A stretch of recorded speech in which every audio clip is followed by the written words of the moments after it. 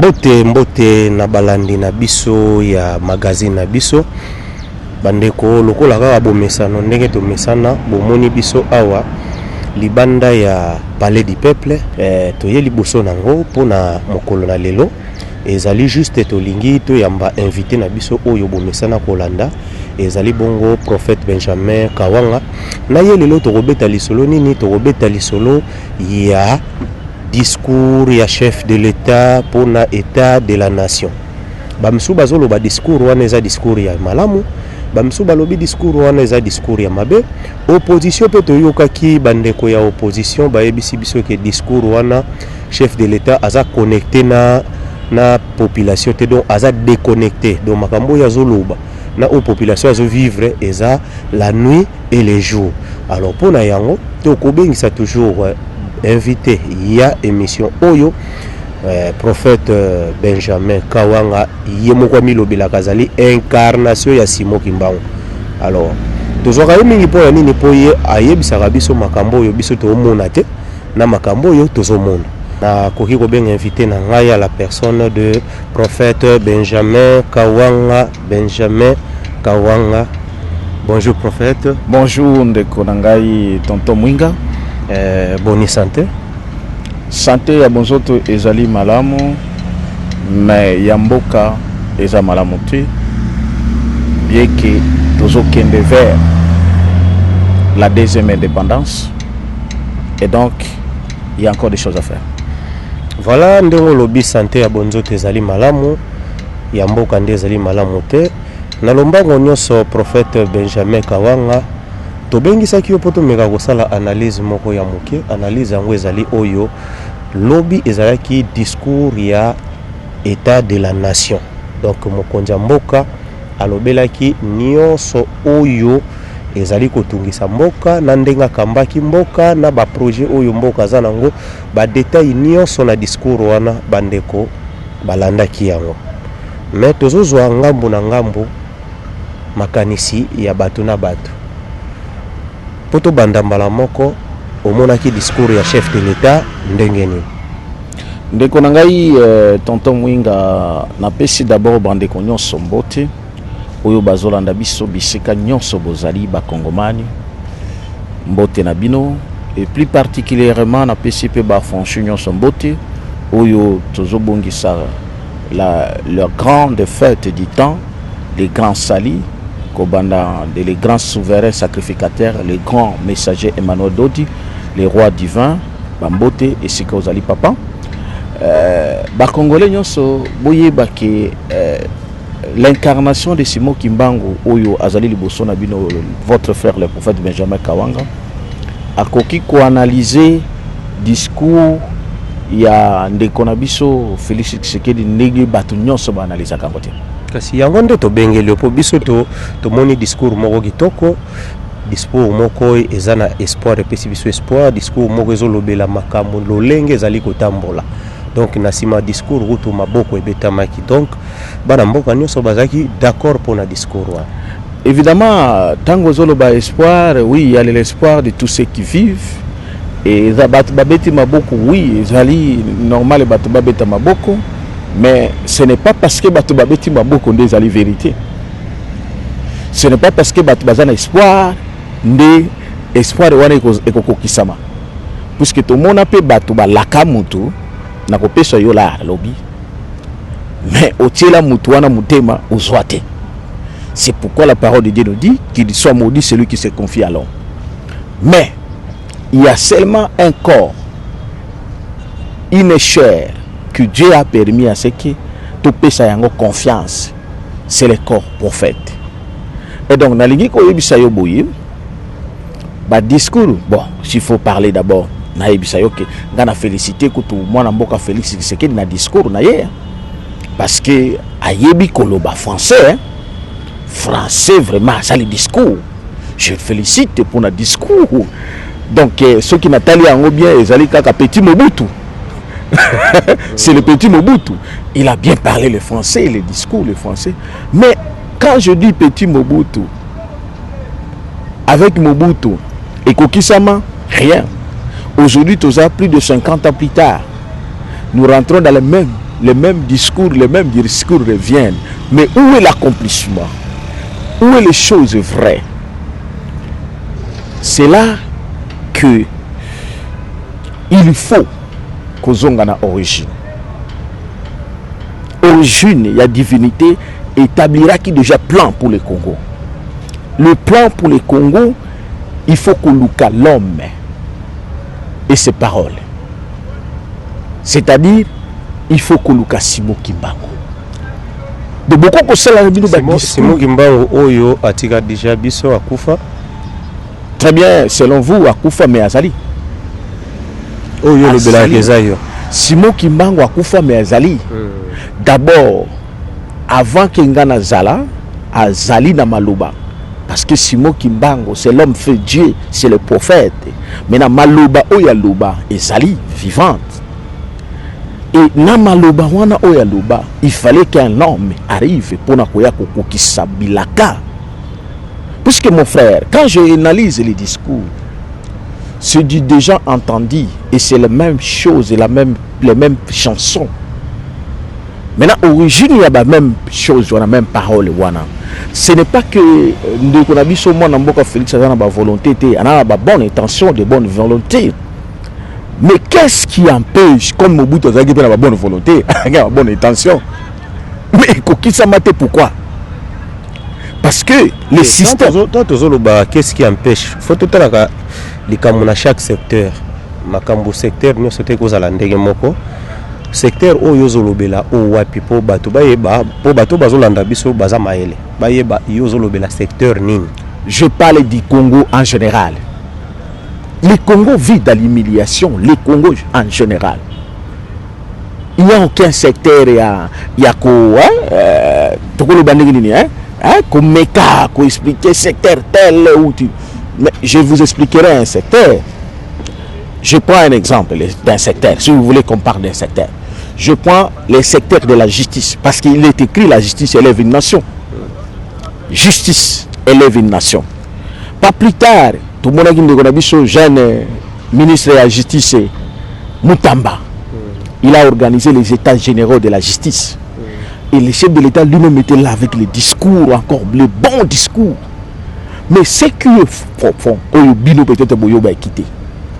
La question que lui-même le ministre de la Justice a posée, basali les états généraux de la justice, le président de la République a fait un discours, mais à répondre à la question. Question est questionné. Question est bouillée. Pourquoi la justice congolaise est-elle malade? Dites-moi où Mutamba a répondu à cette question. Le ministre de la Justice, jeune qu'il est. Dites-moi où le chef de l'État a répondu à cette question. Personne n'a répondu à cette question. C'est moi qui peux vous donner la réponse exacte et précise, certaine. Tout la réponse est allée. Alors, pourquoi la justice congolaise est-elle malade? La justice congolaise est-elle malade parce que la classe politique congolaise est malade. Voilà la réponse. Tout ce qu'on peut nous chanter, c'est parce que la classe politique congolaise est malade. La classe politique congolaise est envoûtée. La classe politique congolaise est colonisée. C'est pourquoi, quand vous voyez tout ce qui se passe ici, c'est le système de la colonisation, la suite de la colonisation. La justice, elle est malade. Qu'est-ce qui s'appelle la justice? Dans la tendance de Mutamba et la classe politique, on a voulu montrer que ce sont les magistrats, les bazars corrompus, les justices malades. Non! Le juge suprême dans ce pays, c'est qui? C'est le président de la République. Lui-même, il a nécessité d'être délivré. Il a un problème spirituel. Entre sa volonté au Azanango et les réalités sur le terrain, l'accomplissement de ce qu'il dit est sur le terrain. Il y a des noirs et les jours du noir. Bien qu'il a certaines volontés, mais il y a une puissance démoniaque qui empêche. Parce que la politique qu'eux ils font là, c'est une politique qui tire l'origine par Satan. Avec la démagogie. C'est le Léviathan qui a amené cette politique. Le Léviathan qui est un esprit satanique via l'Occident. Ça veut dire qu'il y a une politique satanique qui ne fait que distraire le peuple, pour engloutir le peuple. Et donc, aujourd'hui, il faut trouver la solution ou les solutions à celle-là que Dieu avait choisi. Quelle est la solution ou les solutions? Aujourd'hui, je ne parlerai pas beaucoup parce que les solutions ou la solution, pour chaque chose, il faut trouver un homme. Il y a des hommes et solutions. Comme il y a des hommes faits Dieu, il y a des hommes Dieu, il y a des hommes Satan. C'est comme ça que je dis, il faut rentrer à l'origine. Est-ce qu'on a trouvé Simon Kimbangu? Dans tout ce qu'on dit, on n'a jamais trouvé Simon Kimbangu. Depuis 1960, on n'a jamais rencontré Simon Kimbangu. Et pour rencontrer Simon Kimbangu, ça veut dire qu'il faut rencontrer celui qui est Kimbangu. Kimbangu aloba ki mutu moko akoya, vuluzi akoya, les sauveurs akoya, les Kwatulen akoya, les grands rois divins akoya. Maintenant qu'il est là, faudrait-il aller chercher la solution ailleurs? Beaucoup de Kangote. Kimbangu alobaki, la deuxième indépendance. Est-ce que tu as eu la deuxième indépendance? Mais si, parce qu'on n'a pas encore eu la deuxième indépendance, ça veut dire que nous sommes sous la deuxième colonisation, mon frère. 16. Mais un homme colonisé, même s'il a lobby le bon discours, mais il n'est pas libre, il est lié. Ça veut dire, discours naïe, les paroles naïe, entre sa volonté et l'exécution, il y a de l'écart. C'est-à-dire qu'il y a une puissance qui empêchera même sa volonté de s'accomplir. Donc, ce qui te comprendre, moi, Félix Tshisekedi, chef de l'État, il y a une volonté, il y a vraiment une intention. Nini mboka etambola malamu. Oui. Mais sikoyo molimo oyo ezingiye to ezana kati na ye ndezo salake mboka etambola te. Mais évidemment, il y a un esprit de la deuxième colonisation qui est là. Mais il y a des sala misala ye atindike bosala boye. Akuta yango, akota nango, abotami nango, akoli nango. Mais azape na force ya ko baby, ya ko se détacher nango te. Azo nager nango. C'est pourquoi on a vu que nager par exemple le secteur de la justice. Quand je dis que la classe politique congolaise est malade, c'est là où il y a les problèmes. La classe politique est malade elle-même à 99%. Pourquoi ils sont des occultistes? Mais il y a aussi des chrétiens. Mais oui, les chrétiens fabriqués, les chrétiens à moitié, ils n'existent pas. Un chrétien qui est occultiste tantôt à l'église, tantôt à chrétien, de quoi il est chrétien? C'est comme ça que Naïbisaki, quand je suis revenu de la tournée au Nasalaki, j'ai fait des émissions. Il y a une émission Naïbisaki Badneko avant que Yozonga. Le président Félix Moramboka.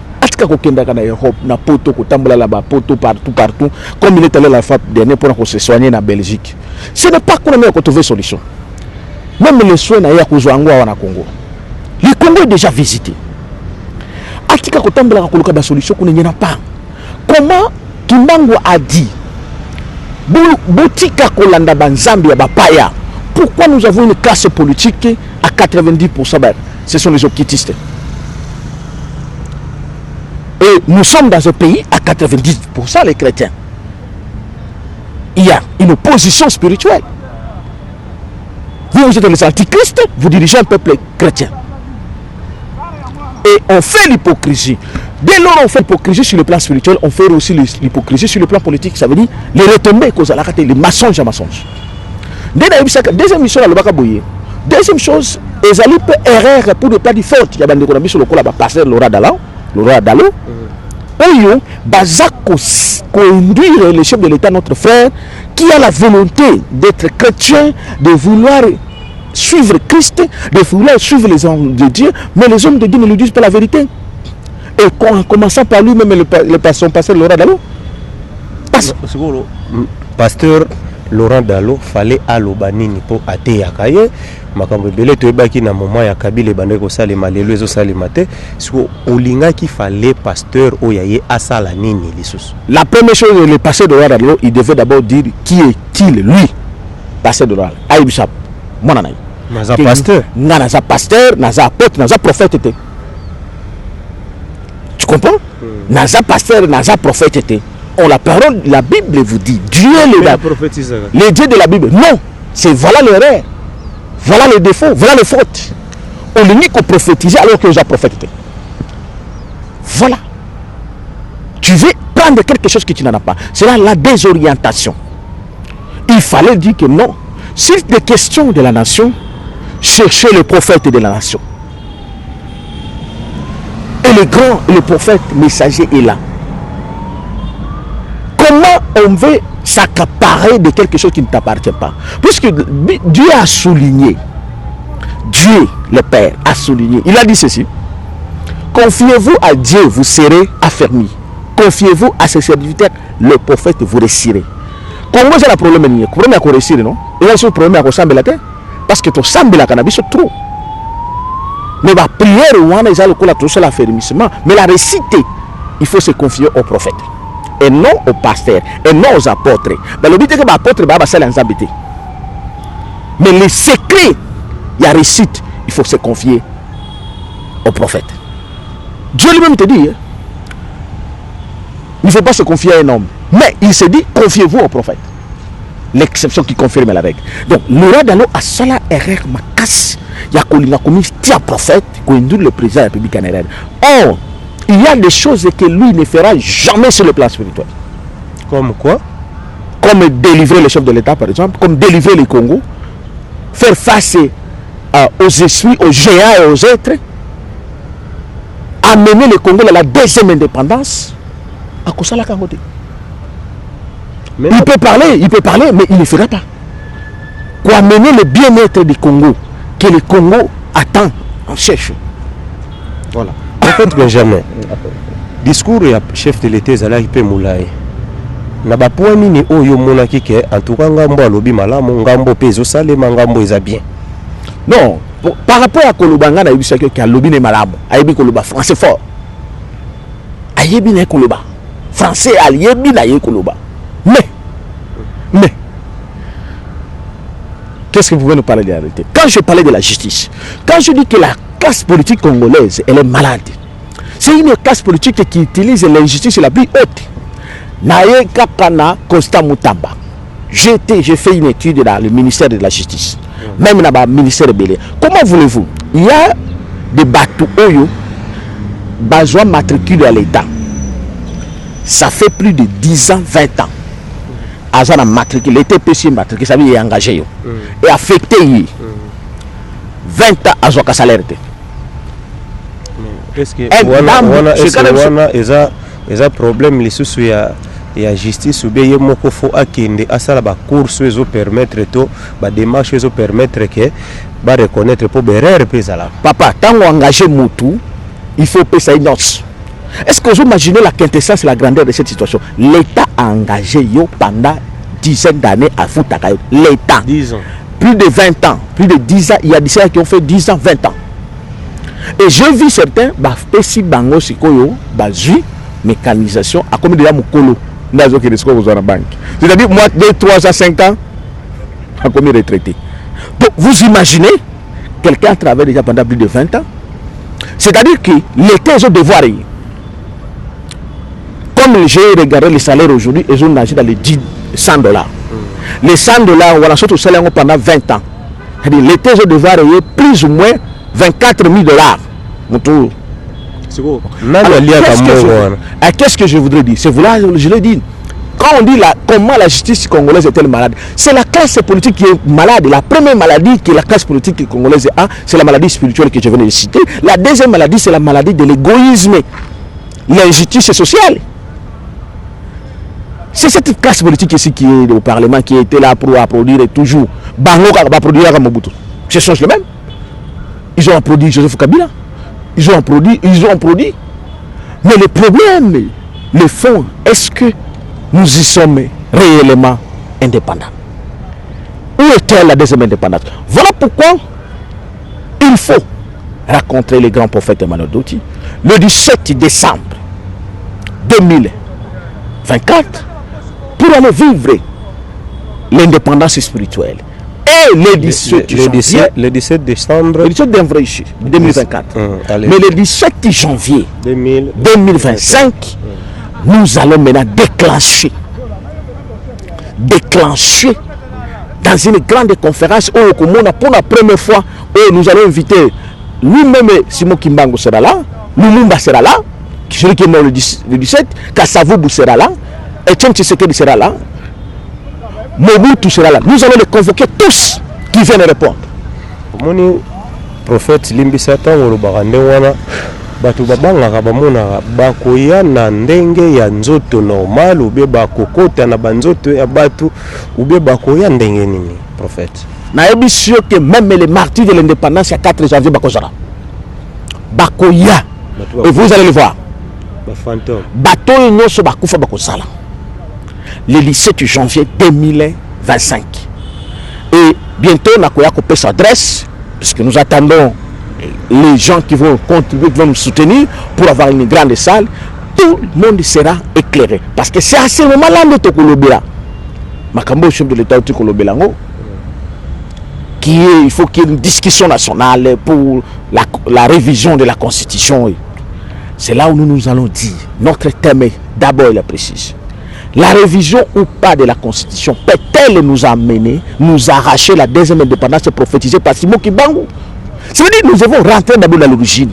Qu'est-ce qui a été dit? Et comment ça va se faire? Mais maintenant, nous allons trancher. Mon prophète Benjamin Kawanga, il faut RDC et reconnaître Simon Kimbangu. Na sepela na mwana mboka chef de l'État Tshisekedi, Félix Tshisekedi, azwa pe date moko apona yango ezape férié pour la Kimbangu. Mais bino bolingi bokende neti wapi na mambo Kimbangu? Oh là là, mon frère, yango na biso ke ndeko na biso azana ba intention na ba bonne volonté. Mais le problème c'est qu'il n'est pas bien orienté. Il n'est pas bien orienté parce qu'il n'a pas un véritable prophète qui peut l'orienter les choses de manière précise, exacte et certaine. C'est pourquoi on a dit ici, non seulement dès qu'on a vu sur le radar, vous devez dire la vérité au chef de l'État. Et même le pasteur de votre église qui est le directeur du cabinet chef de l'État. Quand vous n'êtes pas prophète, vous n'êtes pas prophète. Est-ce qu'on a dit que le 6 janvier et le 6 avril, on va organiser la pour c'est une erreur grave? Fallait être à la date. Ah oui. C'est moi qui m'a raboté le 6 avril. Faux. C'est moi qui m'a raboté le 6 avril. Faux. Oh, le mystère il y a Moutou. Ah, on a fait un mot, il a bien. Et c'est concrétisé dans des dates. Mukolo ya Kobutama. Na Mukolo ya Kouf. La date Moussousou Oizalaka exceptionnelle. Et ça, ça veut dire la date qu'il y a eu la manifestation de la divinité en lui. Mais l'église Kimbangi, c'est la désorientation à Bango. L'église Kimbangi, ils ont amené le chef de l'État, l'Indou en erreur. En mettant le 6 avril, ils allaient justifier, entre guillemets, soit en disant que Mokolo, Simon Kimbangu a ça miracle. Dans le bien, toujours dans la même date, toujours dans la date à Jésus. Hein? Jésus Kolo Yesu. Est-ce que vous avez célébré date Mokolo Yesu à ça miracle? À ça miracle combien? À ça miracle belé? Est-ce qu'il faut vous célébrer Mokolo à ça miracle? Ça n'existe pas. To zongi na Simon Kimbangu. Obi Kimbangu à ça miracle combien? Chez moi au Maniema. Na lowa oli na miracle Simon Kimbangu à ça. Kimbangu atambola na maibo ya kumi na katikati ya makuti esume. Asokoli vie soumis à Pemba mi pangosi na katikati ya mai bodate na bokosala ngo miracle pe deux à la journée. Et donc bande konabiso église Kimbangi pour la kolika ko se particulariser Simon Kimbangu o ba yebiete ba yebi kaka na nzoto. On sait qu'on a besoin c'est l'esprit de Simon Kimbangu. C'est lui que Kimbangu avait prophétisé qu'il viendra. Maintenant qu'il est là, il déclenche les grands salis, il vous appelle. Ça veut dire que la classe politique, il faut y a cause de sali, il y a cause de délivrance. Pourquoi qu'on le bat dans le Parlement, ceux qui bateau, ils délivrer, et l'autre côté. Et c'est le mouton qui délivre bateau, ils allaient kaka Emmanuel Doti.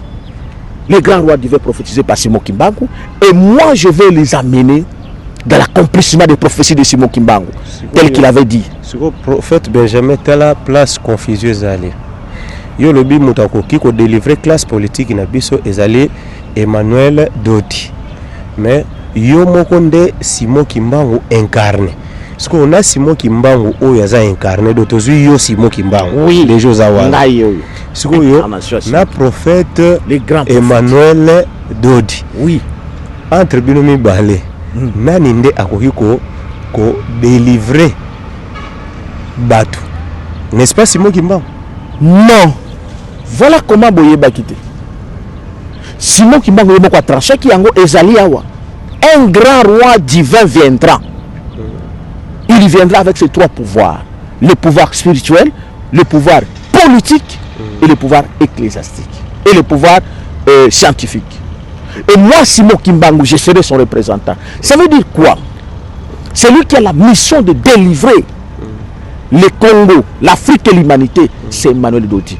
Donc Simon Kimbangu est son représentant. Voilà pourquoi il est venu comme le précurseur pour annoncer l'arrivée du grand roi divin. Il y a un moment qui na katanga ne place qui no kufela. Et alors baka bo nzete ya munene et c'est que ko inde ko botama.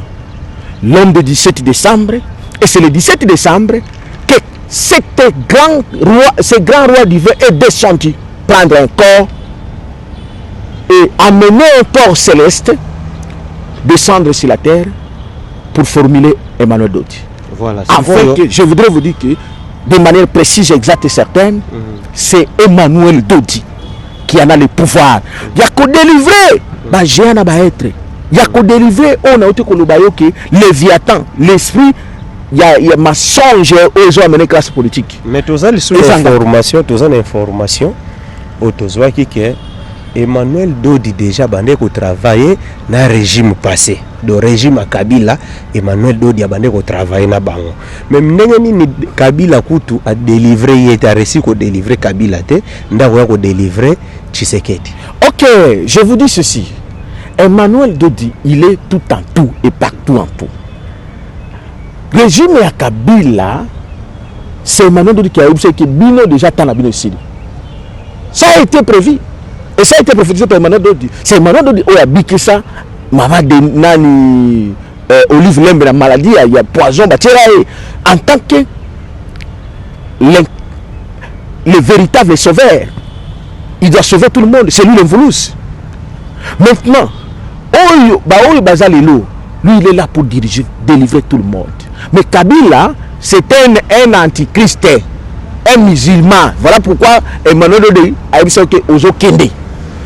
Et à Kenda. Vous comprenez? Pour na benda baomu. Ce qu'on bino baomu yé.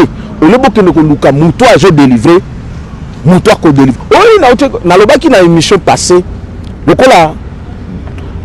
Oh politicien Jean-Pierre Bemba. Oh a finga ki ba sangwa. Vous savez que ces messieurs, ce qui a quelque chose à délivrer, c'est à cause de problème na beaucoup. Ba jour au pesa qui peut coquille de. Oui, le kola a boyi ko senga pardon cause de problème. Na émission que tu te fondé pendant céleste et il y aura des problèmes très sérieux. Et donc na émission qui Emmanuel Dodi doit délivrer tout le monde parce que c'est à lui que le pouvoir céleste lui a été confié. C'est comme ça que au moins quand toujours annoncé Boye, c'est pour permettre que Bakignon se va la sauver parce que le voulu qui a été promis c'est lui.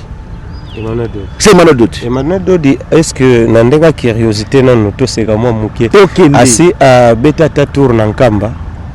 Oui, Emmanuel Dodi a bêta tour Nankamba.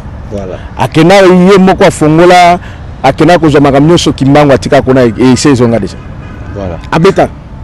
Maintenant Emmanuel Dodi oyo tozolobela ezali oyo azana fiche oyo. Oui, c'est bien lui, le messager Emmanuel Dodi. L'homme du grand Sali.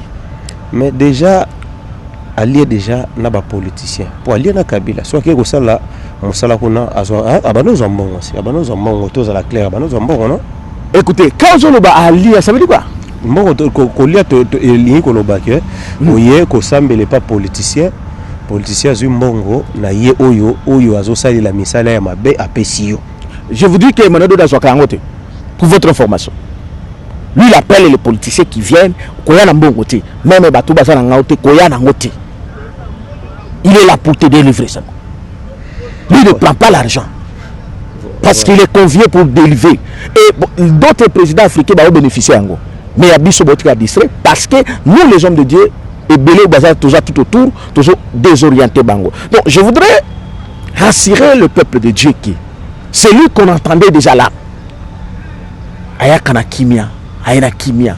Mais il fallait qu'il y ait Moutou à la Kisabino. Comme Jean-Baptiste à la Kisaki, Batou. Voici l'agneau de Dieu qui ôte le péché de l'humanité. Moi je vous montre, voici l'Envoulouzi, celui qui sauve Emmanuel Doti. Allons-y le voir. Le 17 décembre, Azo déclenché la délivrance complète dans les grands salis. Mais aussi, moi, votre frère, son fils et son envoyé, le 17 janvier, je viendrai sous son autorité divine trancher sur la question politique de ce pays. C'est comme ça qu'on a rassuré Yoki. Et donc, Lumumba Kozala, Kasavubu à Kozala, Mobutu à Kozala, Etienne Tshisekedi à Kozala, et les martyrs de l'indépendance. Parce que, toko luba makambu nyonso toko luba bako ya babeti maboko na babeti ndenge babeta kabanini. Boko luba ko réviser constitution ou bien toko boyo beto réviser. Mais qu'en est-il de la deuxième indépendance? Mes frères et sœurs, Nzambe atikalaka juste devant sa parole. La solution ou les solutions de ce pays, politiquement, il faudra qu'on retrouve la deuxième indépendance. C'est comme ça que nous avons dit, réviser ou pas la constitution, peut-elle, ou cette révision, peut-elle nous arracher la deuxième indépendance prophétisée par Simon Kimbangu? Ça veut dire, il faut te zongela maloba ou Kimbangu alobaki. Voilà, komi kokoma na suka ya lisolo na biso prophète Benjamin Kawanga to yambaki yo pona discours ya chef de l'État to meka ko solola nango. Chef de l'État azali kotala yo ba service nyonso pour votre information elandaka biso conseil pour papa pepe saka mwana pardon mwana pepe saka papa conseil totikali na 4 ans 4 ans les sous pour la reine ya président Tshisekedi so balobi otali na miso opesa ye toli nini opesa ye. D'abord on a ngana biso ki ngala za mwana par rapport à yete puisque attaqué prophète j'ai existé avant lui na conseil na ko pesa ye ezaboye deux conseils seulement suffit. Premier conseil à kende ko constituer l'homme de 17 Emmanuel Doti pour être précis dans ce qu'il est tenté de faire ou de ce qu'il cherche à faire. Pour avoir intention, la volonté, et ça la ligne à qui on consulter Emmanuel Doti, l'homme de 17 décembre, à Koyambaye gratuitement. Et deuxième chose, deuxième conseil, qui nous écoute le 17 janvier 2025. Parce que papa Naye Etienne Tshisekedi a l'invité. L'invité était l'invité car Etienne Tshisekedi. Mais il y a Koyoka, les sons de la trompette. Ayoka Bisson. Le 20, le 17 janvier, le 17 janvier, c'est nous qui vont parler, moi et l'ICLT, l'Union des Congolais pour la libération totale. Nous allons parler. Il va écouter les sons de la trompette. Qu'il écoute les sons de la trompette là et qu'on permette. Et bah ceux qui a besoin de benganga na baonyos bako benganga na plus de 43 85 67 034 56 85 67 034 56. Le temps est arrivé. Vous allez appeler le prophète Benjamin Kawanga. Nous sommes là 24 heures sur 24 heures pour ces deux événements. L'avènement du 17 décembre de cette année et l'événement du 17 janvier 2025 pour conclure, donner la lumière à ce peuple congolais. Parce que le peuple congolais a tant souffert. Ma discours nous sommes yoka, nous sommes français, nous sommes yoka. Et le moment nous sommes ils en liété dans les réalités que le Congo profond, où il y a des gens qui partout dans l'Est, tous ceux qui na Congo central, tous ceux qui na Goma, Kinshasa, Kindu, Kisangani. Oh, nous sommes on a parlé du peuple. Ils n'ont rien à voir avec la vérité à Moka, le peuple congolais. Ça n'a rien à voir. Je sais que tu repères sa raison na Devos kitoko oyo azali CG ya parti ya Martin Fayulu. Moi, je ne donne pas raison à qui que ce soit parce que c'est la même classe politique. Ce côté de votre kitoko, ça sera la même chose. Martin Fayulu égale Etienne Tshisekedi et Félix Tshisekedi, Félix Tshisekedi égale Martin Fayulu, Martin Fayulu égale Chadari égale Martin Fayulu. Cette classe politique tout entière n'a pas de solution. Vous comprenez? Ce ne sont que des discours créés, vides par rapport à la réalité, parce que le plan de Dieu est autre que Bango Bazoluba. Il faut une délivrance. Bango Nyosoba Martin Fayulu baya kozwa délivrance le 17 décembre. Et pas à Emmanuel Doti. Et le 17 janvier, baya koyoka les jugements. Nyos oyo bazoluba, ezali que de folklore. Baya koyoka jugement. Voilà. Wana to utaki to uti kozala na prophète Benjamin Kawanga to komi na suka ya lisolo na biso to pesi mbote na mwana mboka Dems ndamba Dems na libota na ye mobimba to pesi mbote na Zowenkiambi to pesi mbote na bandeko nyonso oyo bazwi occasion ya kobenga biso soko lingi kobenga biso bengi biso na plus 243 89 61 888 50. Ozana question à poser to ozana likambo webisa prophète na biso Benjamin po to yamba epe na mikolo ezali ko ya po ba sujet ezali ebele prophète awa to komi ko kabonano le loba ya suka pona émission oyo le loba suka ezaki ICRT et d'autres plateformes. Nous sommes disposés pour préparer non seulement les deux événements de la grande conférence, mais aussi pour expliquer bino le plan de Dieu dans ce pays, pas le plan des hommes. Parce que Dieu nous a fait grâce, il y a que circuler le Congo profond, il y a que Zala même Awa, na parler du peuple, tout ça là, événement Awa, tout zoye, place nous. Les Congolais nous sommes à la décourager. Le plan de Dieu doit s'accomplir. Derrière nous, suivez-nous, soutenez-nous, et si tous les hommes de Dieu, soyons unis, Zamba Kosakate.